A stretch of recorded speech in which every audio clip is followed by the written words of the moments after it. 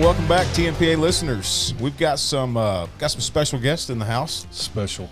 They are special. To my left is Dallas Reed and John Wilkerson with our government affairs team. Dallas, how long have you worked for TMPA now? Coming on 3 years now. Wow, it's been that long? It has. Seems like yesterday since you got hired. It's been quick, but it has been. Every day's been great. Yeah, so. yeah. J-Dub, how long have you been with TMPA? A little over 10 years now. Yeah, and you started off. So Dallas you were hired straight into government affairs. Yes, sir. You were hired on the. I was on one of the grant training programs. Okay. Yep. And moved over to grant management and then over to field services and landed here at government affairs. Landed.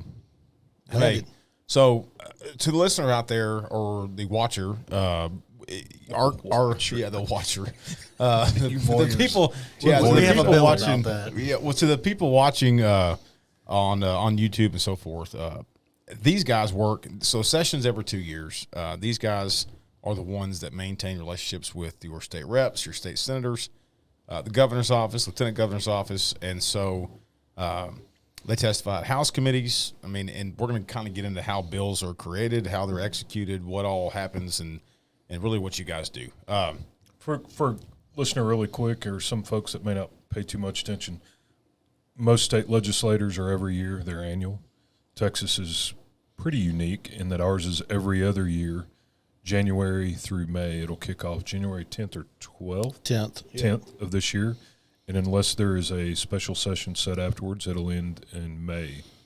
Most states or legislatures are in session every year. Texas is pretty unique. Yeah. And it's in Austin. I do know that. At the Capitol. Very good. We've been working with studied that on geography. Yeah, very good. I studied that. Good boy. Yeah, yeah. No, we've got a great process here in Texas. I personally prefer it and don't really care what all they do in the other states, but I think we do it best here. As you said, every 2 years the legislature meets, and then in the interim they actually go through and review bills and bill implementation, see how it's going, and that way we can adjust and possibly come up with new legislation to address any issues that have come up over the past 2 years. Yeah. How many bills right now, you guys? So we are kind of approaching the first of the year, approaching that January 10th date. And as of right now, how many bills are you two monitoring that are related to law enforcement to some degree?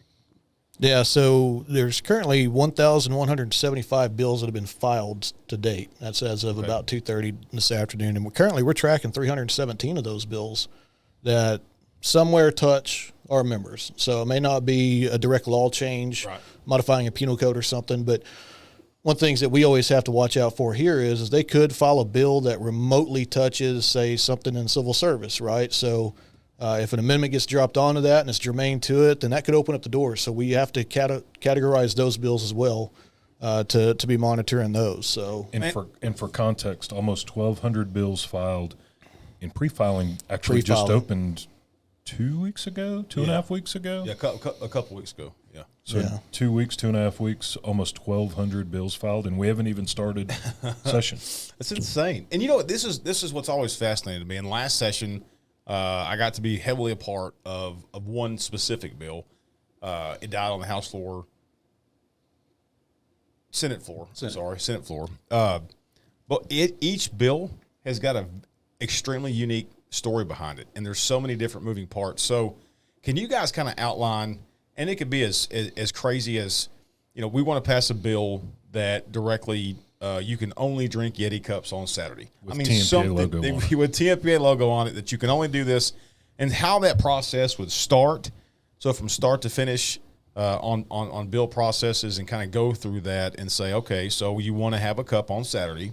Well, we know that Dallas has got a relationship with this state rep and senator's office.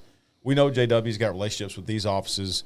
Let's get it going, and then how that process from start to finish, how much work, and that's what I'm trying to say also, is how much work, legitimate work, goes into each single bill, and how many bills were filed last session? Like It's a couple of thousand. I think somewhere around 9,000. Am I thinking correct there, Dallas? There's 9,000. There's 9,000 unique, crazy stories of so much legwork, so much, and that's what people don't understand to the average listener out there, or the like several years ago, 10 years ago, I had no idea how this process even worked, where it started. He was in the 7th grade. I was in the 10th grade, and so now looking back on it, I'm like, I wish I would have been started, or I wish I would have been way more involved back then. But people may not know that process. So if you guys want to kind of explain that, Yeah, Dallas, you want to kick it off?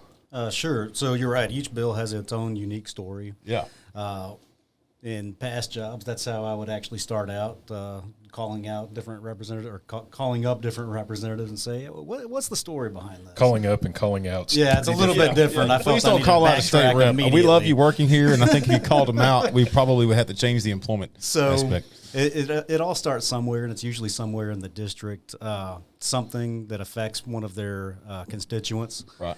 And first, the bill's filed. Okay. Kind of the easy part. Dun dun dun. From then, there is a very long process, and the process itself is kind of designed to make sure that the legislation doesn't get passed. It's very hard to pass a bill, and whenever one is passed, somebody, and in a lot of the cases is going to be JW and I or someone else at the organization, is working very hard to pass it. And we're very happy to have... Or not pass it. We're not passing. Or go That's against right. something that's not for It's law very enforcement. important. Especially last session, there was quite a few bad bills that were filed, and we had to work really hard to make sure that we could protect our members. And fortunately or unfortunately, that's where we spent most of our time last session. This session, we've got a really robust legislative agenda that we're going to be rolling out. We're going to talk about some of those bills today. Not everything, but quite a few of them. But a key point you hit on, filing the bill's the easy part. It's picking the football up and trying to get a first down, and then maybe hopefully try and get one more first down, and hopefully ultimately is in the other end zone. But filing the bill is about the easiest part of the process. That's sounds right. like. Yeah, that is, and take it a little step further. Like Dallas was saying, the Texas legislature is designed to kill bills. That's the way that it was designed, so that we don't have a bunch Checks of and crazy balance. laws. Right, it's checks and balance. So, yeah, you get a bill filed in the House side of it. Now you got to put it on a committee. It gets read in the floor and then assigned to a committee, and then it's got to go to that committee. And it's up to the committee chair. Do I want to call this bill up, give it a hearing? And then if the bill gets a hearing, then they don't necessarily have to take a vote on it there either. They can just pass on it and let it die right there in the committee, or they can take a vote on it and pull it out of committee and then send it over to the calendars to be put on another committee to see if it's going to be heard by the entire House floor, right? So there's coming in the politics aspect of it. Right, and depending on the type of bill it is, and is there a bill that this other legislator has filed that that they're trying to get moved along, and some political traction like that takes place. Just gamesmanship that's common, just about everywhere you go, and so it makes our job a little bit easier on that aspect when it's a bad bill, because we know that they already have a steep climb ahead of them, right? Oh, absolutely. But it doesn't diminish the fact that you better have some comfortable shoes while you're working in the Capitol. There's no doubt. Oh my gosh, I don't know how you guys do it. Yeah, it's And I think that's where you guys are kind of the unsung heroes in the core mission of what you guys do is having professional relationships with legislators and chiefs of staff and staffers, so that if we do have a important bill, or if a very important anti-law enforcement bill comes forward, is relationships and networks that you guys have built, is being able to go in and leverage those friendships and relationships. Absolutely. Of, man, this is really bad, and we really need to share with you why and how bad this is for us, or this one's super important, and I know we bring other bills to you, and that's really the unsung thing that you guys really are the movers and shakers of that network that you build, and that web of interactions that you can leverage when needed. That doesn't really get it's passing a bill and we passed a bill, yeah, but it's all the work that went into walking the halls and 14,000 steps on your Fitbit trying to communicate the message. As hard as we work and as much as we're walking the Capitol, we can't do anything without our friends. So it's those relationships that we spend building, and during the interim, during the legislative session, that's the most important thing that we do, and we rely so heavily on the people that are pro-law enforcement at the Capitol. So can we be friends? Oh, I think so. Okay. I see something developing. I just making sure. Me and Clint were working on through our relationship, and if I could gain a friend anytime I can, I will. It's complicated. It is. So we're going to kind of like go. Yeah. So you guys have got some bills outlined. I'm not sure if these are bills that we're for, that we're tracking to be against, but you guys are kind of flow into that. The bills that we're going to be talking about today are all bills that are part of our legislative agenda. Okay. Cool. That's our game plan. That is our game plan for this game that's about to kick off in January. Is our legislative agenda is what you call our game plan. Right, yeah, and it's important for everybody watching and listening to this to understand that, our agenda comes from our board of directors, right? Absolutely. They're the ones that approve our legislative agenda. Right. So it's real incumbent upon our members and those listening that rely on us to go down and take on these battles on our members' behalf to understand that there's a long process that goes into this, and you can't spring something on us January 30th. Right after session starts and say, oh, hey, I got this great bill idea. Yeah, you may have a great bill idea, but most of the legislators, like we're seeing here with the number of bills that are filed, they're already trying to get their bill filings out of the way. Yeah. And, you bring something to them late, you're going to be real lucky if you can even find somebody that's wanting to carry that. So. Well, because there's a process. Just like you said, it's designed to kill bills. And so if a state rep wanted to file a bill, it would go to the House committee, go back to the House floor, be voted on, and then has to repeat the process to the Senate. So, yeah, you're right. You need to go ahead and get out in front of this as quick as you can. So, yeah, don't. No offense to the listener or the watcher here. If you have a bill idea, don't wait till January 10th to give us a call.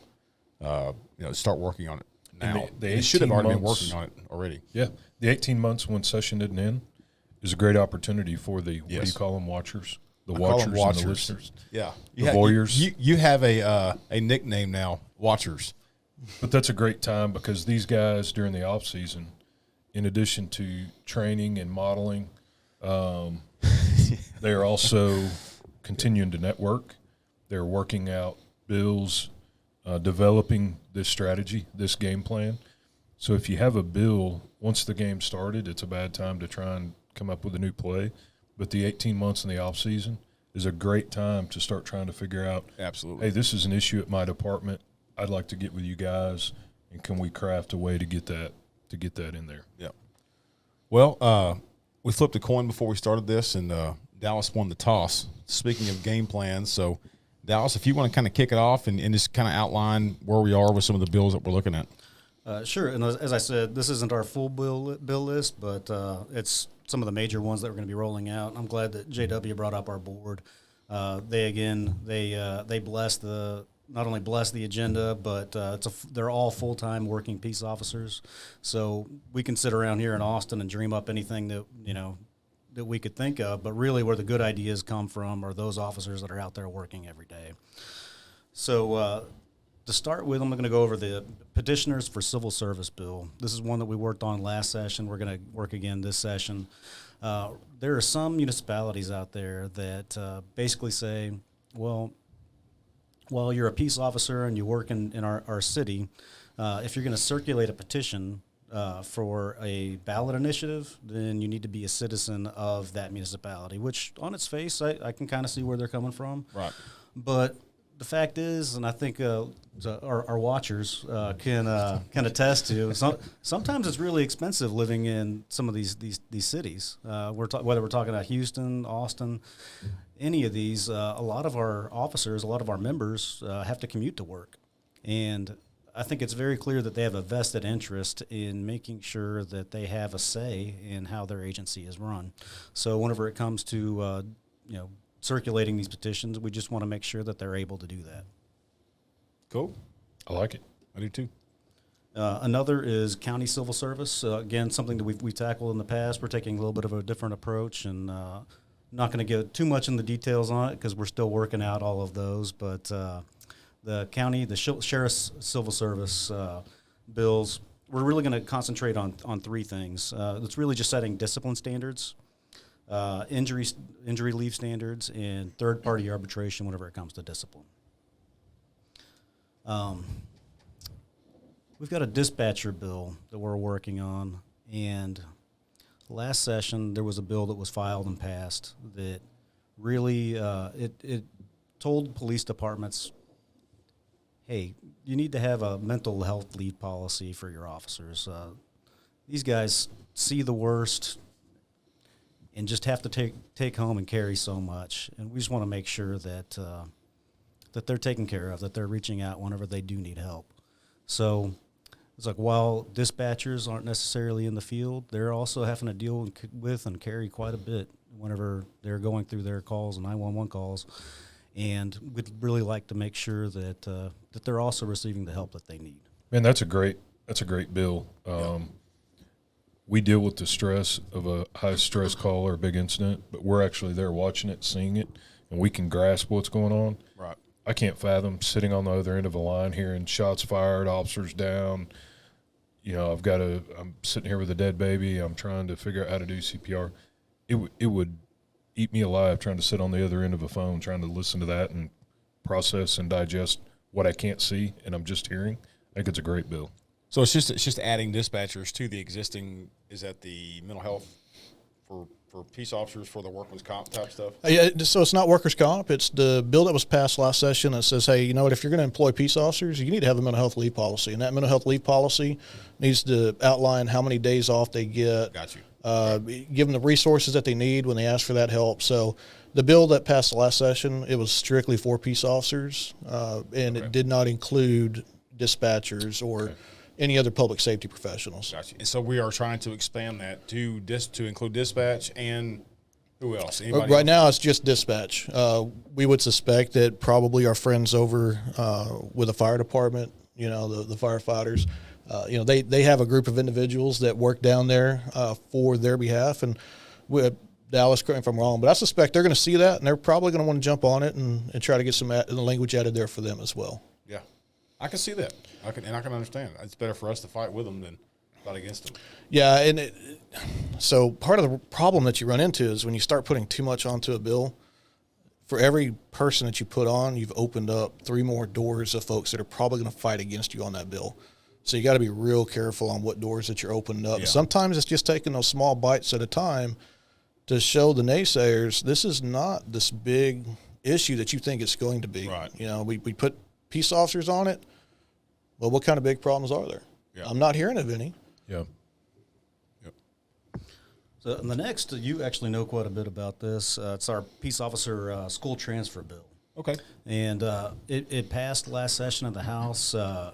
We didn't have a problem in the Senate, other than we just started hitting some deadlines, kind of to the process. That the process itself was kind of designed to kill bills. We ran into one of those deadlines last session. Has anybody picked up that bill or volunteered to pre-file it? Has anybody pre-filed it yet? So working on that right now. Okay, I got you. Okay. It died on the Senate floor. I think it was the night of the walkout. Honestly, I think that's what happened. It was. Yeah. There was a lot of bills that died on the walkout. Yeah, that 12th hour walkout from the 87th. Yeah. Mm-hmm. Yeah. So what this bill, we talked about some of the real issues that our members face and telecommunicators.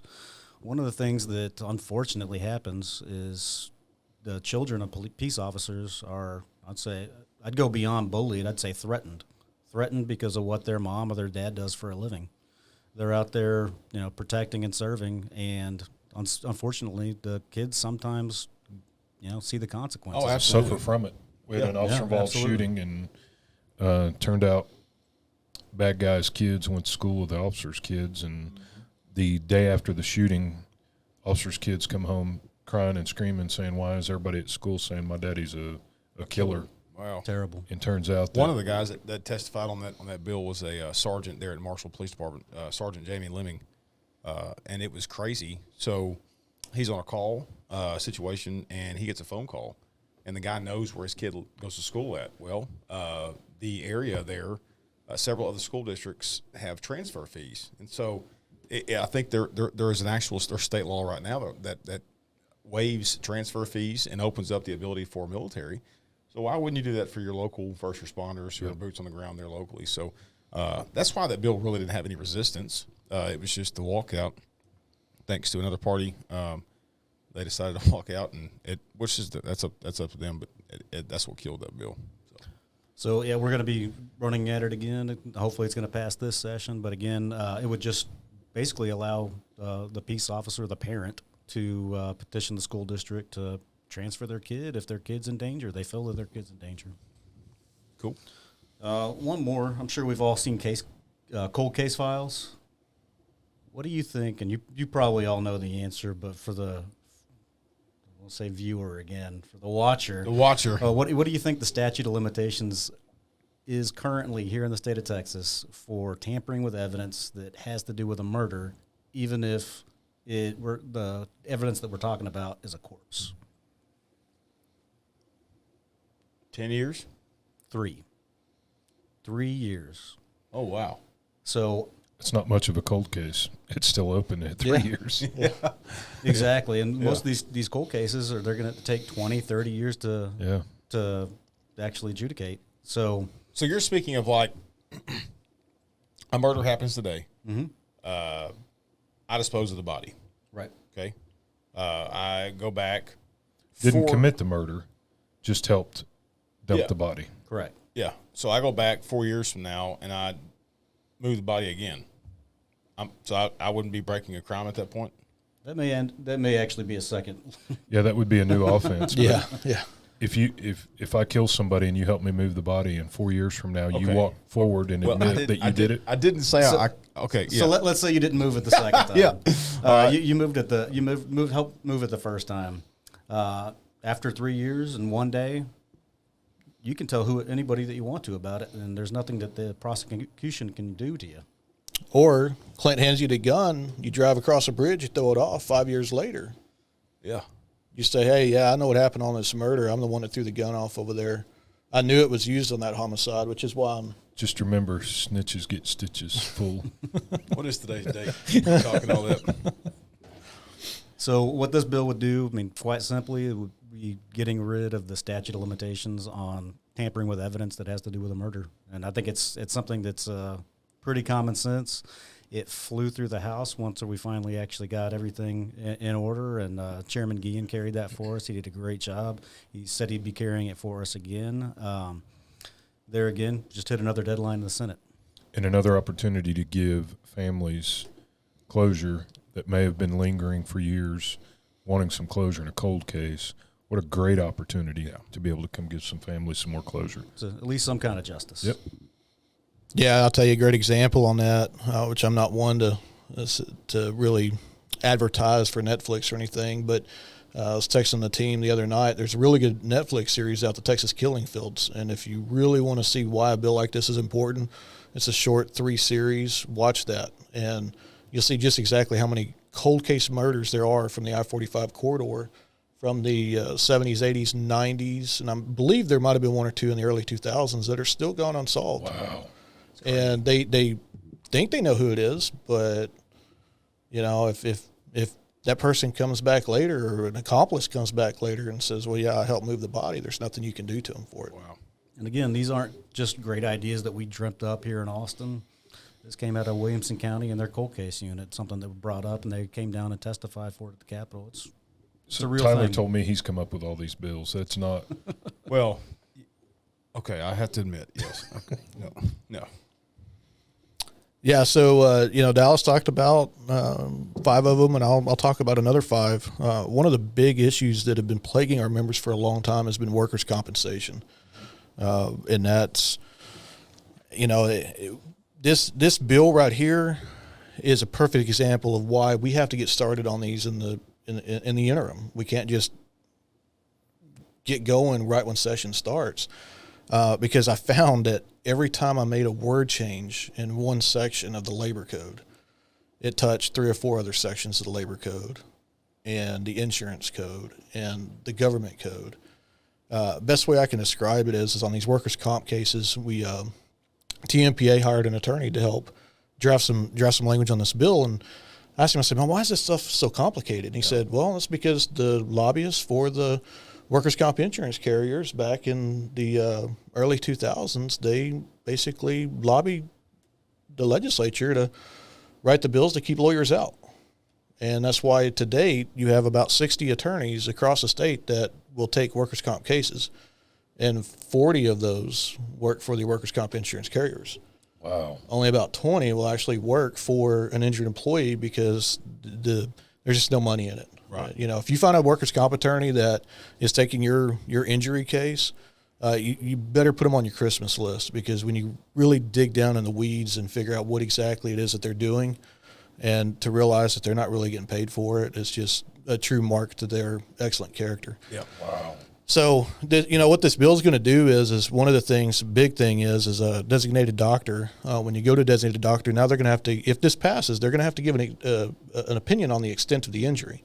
And what we were seeing and what we were coming across is we'd have members that would be at a training and they sprain their knee, right? They do something in their knee, so they go to the doctor. The doctor says, yeah, it's a strain sprain.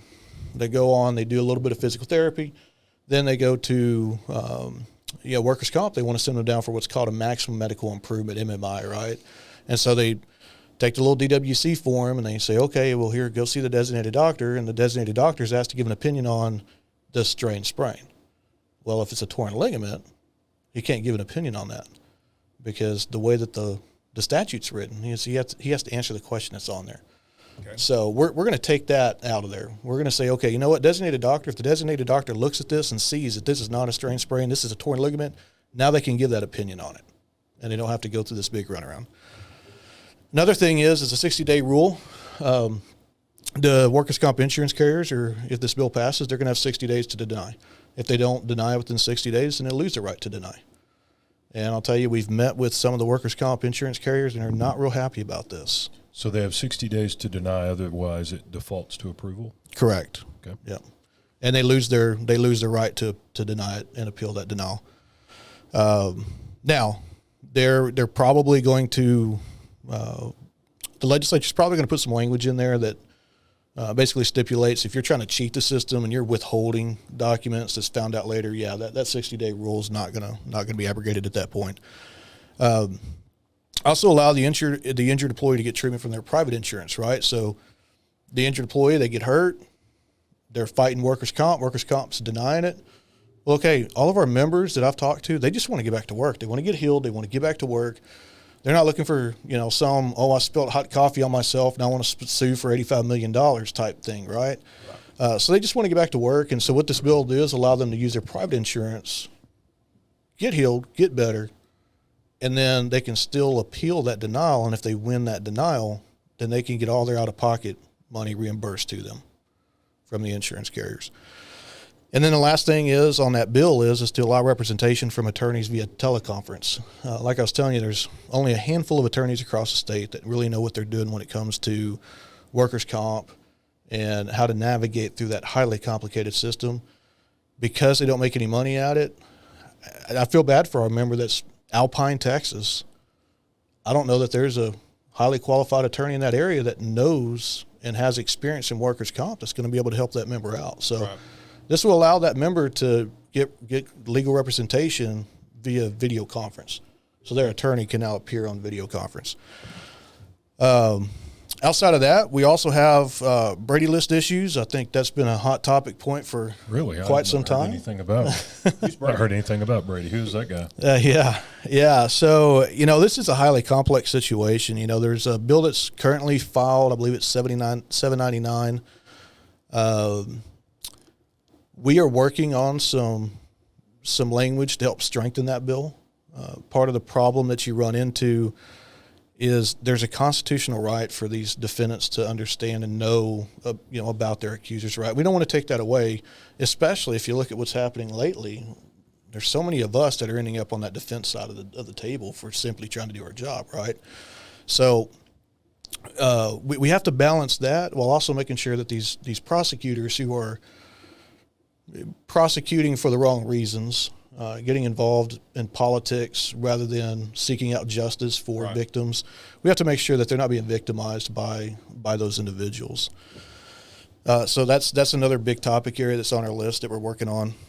In that Brady, we had a DA on as a guest in a previous episode, and we were talking for some of the officers, and we've come across some that have no idea what the Brady issue is. And,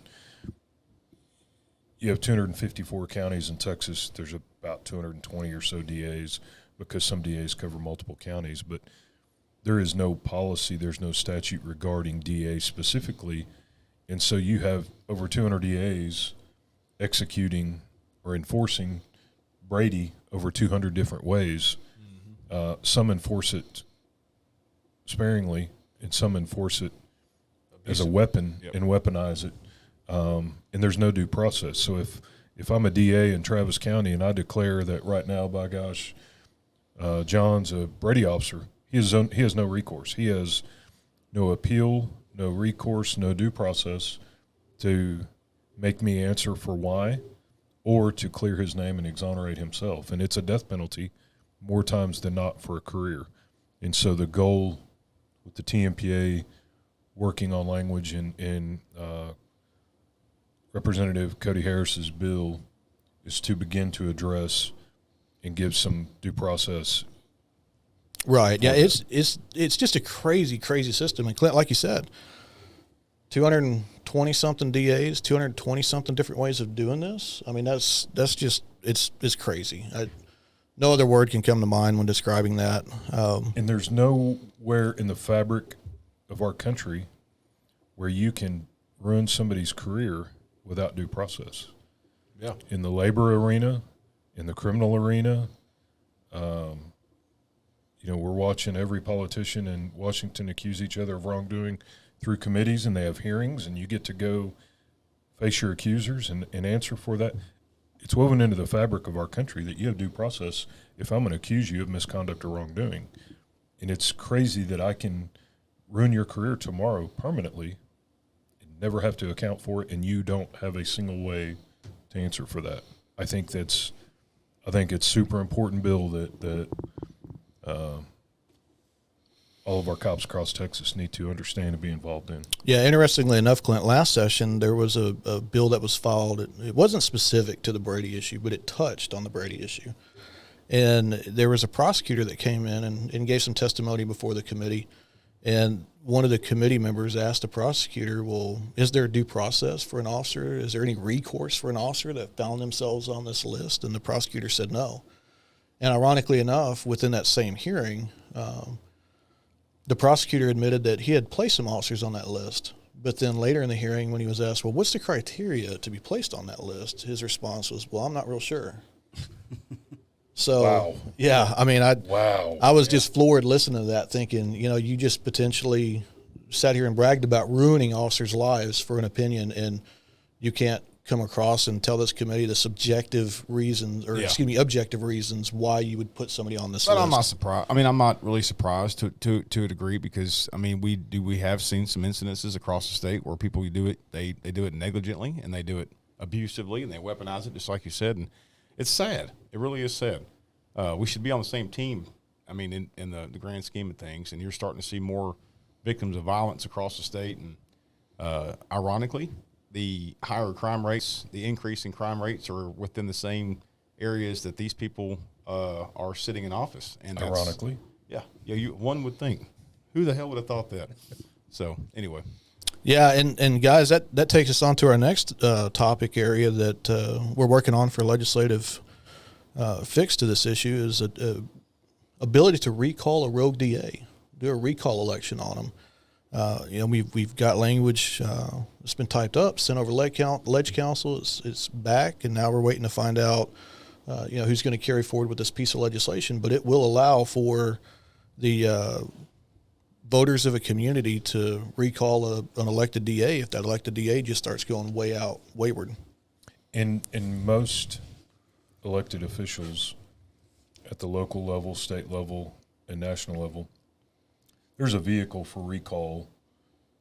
Is that correct? Yeah, there is. Except for DAs, I believe it's Chapter 83 or 86 of Local Government Code. But the problem that is there with that one, Clint, is... But, I mean, they're almost... There is a provision there, but it's quite vague. But otherwise, a city councilman or a mayor or most other elected officials, it's not as complicated to recall someone.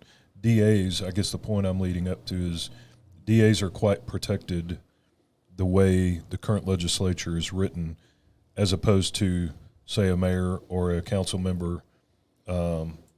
It's much more difficult for a DA if you have someone, and this isn't a bill that we're looking to try and utilize weekly or monthly, but when you have activist DAs that are not carrying out their business in the interest of justice to prosecute evildoers, they're using it as a political platform.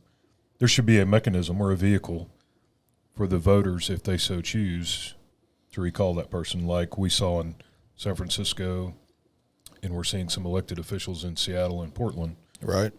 There needs to be a vehicle for that. Is that the mission? Yeah, of this? that is the mission. Is this this is not going to give law enforcement a means to get rid of a DA. This is going to give the voters a means to get rid of a rogue DA. Can we include judges on the bill as well? No, you can't. So Texas Constitution, there is a way. It just takes 9. I did a lot of research in this. So it takes 9 local attorneys to draft a letter to the Supreme Court of Texas if you want to do that. Okay, because I've got a little problem in my area with certain judges that like to dabble in or stick their nose in before a case, and I would love for them to be included in on that. But yeah, what about captains? Oh, see, can you here we recall go. captains? Here we go. Clint, I think I can get something whipped out for you this evening on that one. Will you be my friend? So, this is clearly a real problem. The lieutenant governor has stated as much. We're not sure which vehicle is going to be used during this legislative session, but we're working hard to make sure that some kind of change is made. Yeah, That'd be awesome. Yeah, it was nice to hear the lieutenant governor make that announcement at TCO, because it's something we've been working on for months and months. So to know that it's on his radar means that it's going to be given some priority. And then I'm sorry. No, and it highlights the realness of the problem. Right. Yeah, and if it's on his radar, it probably means it pops up on other people's radar. I think you just hit the nail right on the head, sir. Good job, Clint. Yep. I'm behind you. Thank you. So We did it. Working hard. yeah, so then that takes us to the last or two other ones. One of them's it's a major issue but a minor fix. Working on the field services side, we take legal calls from our members and help them throughout those. And I remember taking a couple different legal calls of members that just decided, this agency's not for me, and I'm going to move on to a different one. And so they do everything the right way. They resign. They give their 2 weeks notice. But, when they do that, it upsets a certain department official. And then next thing you know, the department official all of a sudden finds a couple extra papers that we're going to throw in his file. Yeah. Yeah. And, so then the poor guy or lady goes to a different agency and fills out the application, and they don't put that on their application. They may not know. Because they don't know, right? So then what happens is they didn't know, and now they're being told, yeah, you weren't honest with us about this, you're a liar. So now they're on a Brady list, and they can't get rehired. Because they slid in a written reprimand or Absolutely some document that wasn't in there at their departure. Yeah, so that's not cool. Yeah, so we found some language that we believe will work really well. That basically stipulates, hey, when you resign, when you leave, whether you're terminated, you resign, you retire, when you leave that agency, when they give you your F5, they also have to give you a copy of your complete personnel packet. There you go. Simple. Yeah. Clinton says it really so good. fair. When the marriage is over, just let me leave. I mean, if we've already signed the divorce paperwork, let me go. And I don't understand. And you are right. We do get a lot of phone calls of that, or the department head, whether it be a sheriff or a chief, catches word that this person is leaving, and it's usually they're upset for. I'm not giving them. They're usually upset because they have invested the time and the schooling and so forth. But if that individual wants to leave your agency, then let them go. I don't understand trying to keep somebody there and making. Yeah, I think it's small-minded leadership at times, because if somebody wants to better themselves, and move on to a different agency, a larger agency, try a different type of law enforcement, you got to be trying to grow your people rather than retaliating or taking it personal. And I agree. Like Tyler said, Tyler wants a divorce, just let me have my dog and leave. And somebody wants to move on to a different agency or, move over to an ISD and be engaged with the cops, like departing the military. Let me have my service record book and copy my DD-14 and let me roll on down the road. Exactly. Yeah. So then our last issue that we were going to talk about here today, I was coming to work one morning, and I hear on the radio that City of Austin has done something. I forget exactly what it was, but they did something. They said, okay, our officers are not going to enforce this. And then I saw where Austin. I'm surprised, isn't it? Really? Yeah, I was just as shocked. Wow. Weird. Yeah. I was just as shocked. Yeah, I was like Dallas said, it was pretty weird. I think I get where they get that now, right? So big shout out to Steve Adler, by the way. If he wants to come on and talk about his the way he thinks, we would love to have him as a guest. So just put that out there. Whoever knows him personally or some of his team, we would love to have him on and speak with him here in the TMPA Blue Grit podcast room. Absolutely. I'm sure he'll be knocking on the door anytime soon. Hey, man, you never know. Yeah. Wishful thinking. Hey, we can hope, right? So then it wasn't too much longer. I was hearing not too far from where I live, the city of Killeen was doing the same thing with drug laws, and then Harker Heights, and I'm hearing some agencies between San Antonio and Austin are doing the same thing, and I talked to the team about it, and I said, this is just crazy. Law enforcement, we have to stop being used as political pawns. Yep. If the state legislature, if they want to pass a law and they're going to make it a law, fine. It's not our job to make the law; it's our job to enforce the law. But then when you get caught up between the state legislature and local politicians, and they're fighting against each other and constantly dragging, the only person that gets hurt in that is the officer. 100%, and that ties back into the DA bill. Right. I'm retired from Garland, and it was a huge joke of there's Texas Penal Code law and there's Dallas County law, and which one do you enforce? And we always enforce the Penal Code, and they could do with it whatever they may once it got there. And then there's Garland law, to be honest with you. Yeah. Isn't that why they have the blank pages in the back of all the law books so you can just write it in there? Scribble it in. For Garland, Okay. yeah. But, currently with the DA in Dallas County, says there's no criminal trespass arrest and no theft under $750 if the items were needed. Well, criminal trespass laws can affect a lot of people, private homeowners, businesses. Yep. There's a lot of ways that it can affect that. And thankfully, the chief of the department I retired from was a strong leader. And he said, we're going to enforce the law the way it's written. So you keep enforcing the law and putting people in jail. And whatever the politicians want to do with it, they can do with it. But that's their problem now. We're going to enforce Texas Penal Code law.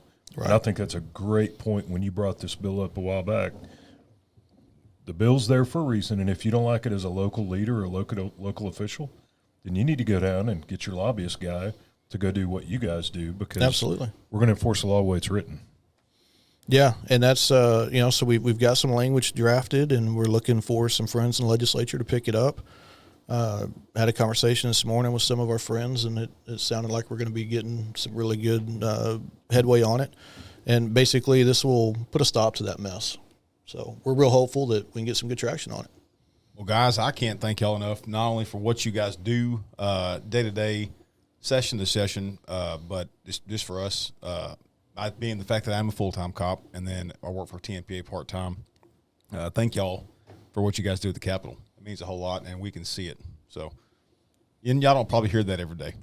Well, it's the silent guy that's getting the stuff done behind the scenes. And when I'm out recruiting or visiting with folks, I'll tell them, our legal plan's our bread and butter. That's what people want to be a part of, and that's you shoot somebody at 2 a.m., you want to know you have a lawyer coming. Our training is cool, and we have sexy training. But the legislative effort that we're involved in is not the super sexy stuff, but it's the grunt work and the grind that affects the guy at a 10-man agency at 2 a.m. when they're involved in civil asset forfeiture issue, search when they're, people are trying to take away the ability to do searches or make it a felony to turn off your body cam. Yeah, there are so many things that you guys are mitigating on a daily basis, putting 14,000 miles on your Fitbit that isn't super sexy, but it's vital to the core of the mission. Well, it's important of our work. members. It's important work, and we're proud to do it. And there's a whole lot we have to be proud of last session. We hope to come back here and have the same kind of report. This is one of the most important things I've ever done is work for TMPA and the legislative team. So anything that we can do to make our members' lives easier and make sure that they're effective at their jobs, we're here to do it. Well, I don't want to put pressure on you guys, but there's 32,000 cops that are depending on you every day. 32,000, almost 33. They depend on you guys every minute of every day. So I don't mean to put any pressure on you guys, but just know I've texted all of them y'all's cell phone number and Perfect. Address. told them that you Nice. guys were Yeah. going to knock it out of the Yeah. park. So no pressure. Last 3 questions, and they're going to be quick. Rapid fire. Rapid fire. Best cop movie or cop line. Line from a cop movie. Line from a cop movie. Best police car ever made, and best whiskey. J-Dub, you lost the toss earlier, so you get to go first. Yeah, so I'm going to start those backwards. Best whiskey, Angel's Envy. Oh, yes, my man. Yeah, it's just so Rye smooth. or bourbon? I'm sorry? Rye or bourbon? I like the rye. I like the finished rye. Good. Yeah, I'm good with that. I don't want to tell a story about that. Angel's Envy, but Angel's Envy and me don't get along. But Yeah, we probably. It'll be a whole other podcast. No, yeah, exactly. The best Cop car. Crown Vic all day. Yeah. The Crown. I mean, that sucker was a beast, and Tanks. I wish I still drove one. When I go to work in Bell County, which I'm still commissioned at. We're in these Tahoes, and I don't know, man. You just can't beat a good Crown Vic. Every episode, the answer is Crown Vic, and Tyler gets excited. I can see his eyes twinkle. I do. It is. They're sweet cars. And then best line from a movie. I think we're trying to keep this podcast PG, right? So, Cop movie. Best cop movie Cop movie or line from a Line cop from movie? a cop movie. or line. Man, The Other Guys. Perfect. Heck yes. Yeah. Let me fly. Be a peacock. Any certain line? Tyler just stole it from There you me. go. See. All right, Dallas, hit it. So I try to stick to what I can afford, so we'll go Makers. Can't go All right. wrong with That's that. been a popular answer on the show. Yep. I've always liked the Ford LTD. And cop movie, go ahead and make my day. Oh, there you go. That's some Clint Good Eastwood. one. Heck That's yeah. a good one. Guy's got a good name. Yeah. Clint. Here we go. Just rolls off your tongue. Just Clint. Those headphones are about to break. Hey guys, I appreciate you guys tuning in. J-Dub, Dallas, we appreciate you guys coming down from y'all's busy schedules. We know y'all do so much, and we greatly appreciate it. Absolutely. Really appreciate all you watchers out there. Yeah. you All you voyeurs. watchers. Man, God bless you guys. And as always, God bless Texas. That's it. It's a wrap. Signing out. Stay safe.